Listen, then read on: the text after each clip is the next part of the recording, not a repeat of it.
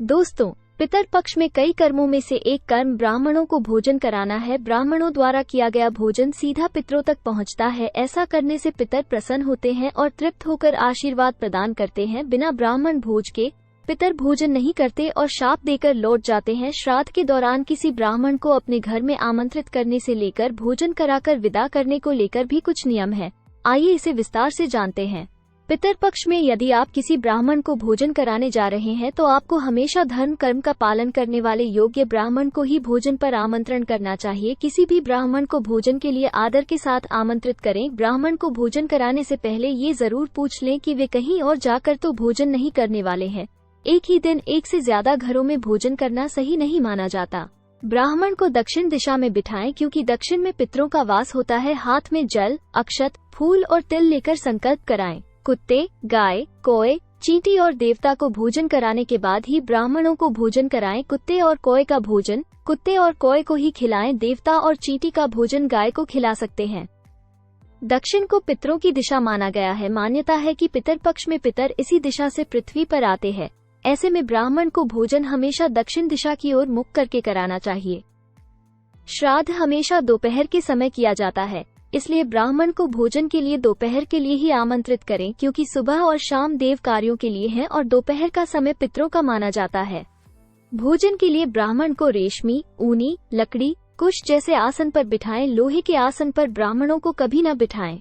ब्राह्मणों को भोजन कराने के लिए तांबे, पीतल, चांदी, कांसे आदि के बर्तन प्रयोग करने चाहिए या फिर पत्तल में भोजन परोसे। ब्राह्मणों का भोजन भी इन्हीं बर्तनों में बनाना चाहिए। भूलकर भी लोहे के बर्तन का प्रयोग नहीं करें, ऐसा करना शुभ नहीं माना जाता। मिट्टी के बर्तन का उपयोग बिल्कुल न करें। केले के पत्ते पर श्राद्ध का भोजन नहीं कराना चाहिए। चांदी के बर्तन में भोजन कराने से पुण्य अक्षय होता है।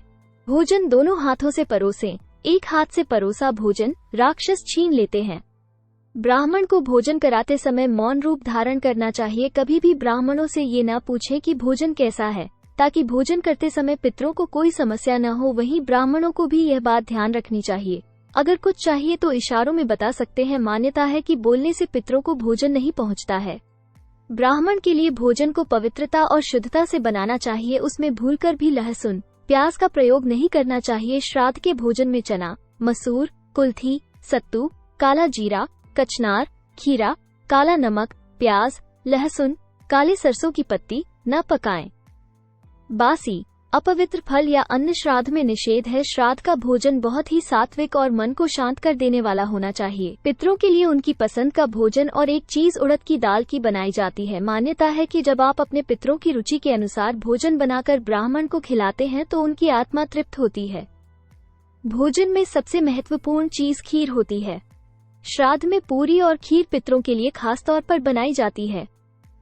भोजन में गंगाजल, दूध, शहद, कुश और तिल सबसे ज्यादा जरूरी है।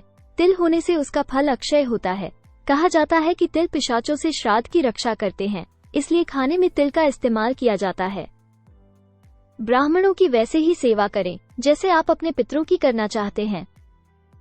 श्राद्ध के लिए ब्राह्मण को भोजन कराते समय भूलकर भी उसे करवाए जाने वाले भोजन या फिर उन्हें दिए जाने वाले दान का अभिमान न करें। पितर पक्ष में ब्राह्मण को आदर के साथ भोजन करवाने के बाद उसे जाते समय अपने सामर्थ्य के अनुसार कुछ न कुछ दक्षिणा देकर आशीर्वाद जरूर लें। किसी भी प्रकार की जाने अनजाने की गई भूल या फिर कमी के लिए माफी मांग लें। ब्राह्मणों को कपड़े, अनाज और दक्षिणा देकर आशीर्वाद लें। भोजन कराने के बाद ब्राह्मणों को द्वार तक छोड़ें। ब्राह्मणों के साथ पितरों की भी विदाई होती है। पितर पक्ष में ब्राह्मण को भोजन कराने के बाद ही घर के सदस्यों को प्रसाद स्वरूप भोजन ग्रहण करना चाहिए। ब्राह्मण भोजन के बाद स्वयं और रिश्तेदारों को भोजन कराएं। श्राद्ध में कोई भिक्षा मांगे तो आदर से उसे भोजन कराएं। श्राद्ध के दिन दक्षिण दिशा में पितरों के नाम का एक दीपक जलाना चाहिए। ऐसा करने से पितर श्राद्ध से तृप्त होकर आशीर्वाद प्रदान करते हैं। तो दोस्तों, ये थी आज की जानकारी अच्छी लगी हो तो चैनल को सब्सक्राइब करें और वीडियो को शेयर करें ताकि सभी इस जानकारी से लाभ उठा सके। फिर मिलते हैं एक नई जानकारी के साथ, एक नए ज्ञान के साथ। तब तक के लिए आप सबको मेरा प्रणाम।